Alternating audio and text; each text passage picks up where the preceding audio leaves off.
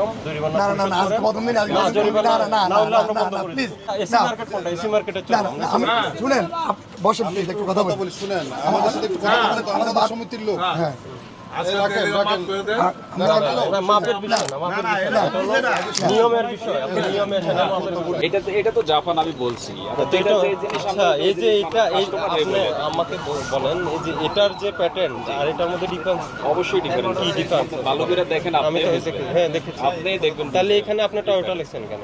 এই যে এটা তো আমি লিখিনি কে লিখছে? চায়নালারা লিখছে চায়না আলা রাখছে? আপনি চায়নার থেকে আনছেন? জি এটা চায়না মাল তো আপনি প্রমাণ করেন এটা চায়না মাল। বলেন, আপনি আমাকে দেখান যে এটা চায়না থেকে আসে স্যার। এই যে আমি ইম্পোর্ট করেছি, আমার এলসিআই চায়না থেকে আমি এখানে আপনি LC প্যাকেট করে এই যে আপনি আমারে বলছেন না স্যার যে এটা হইলো জেনুইন, আমি কিভাবে বুঝবো?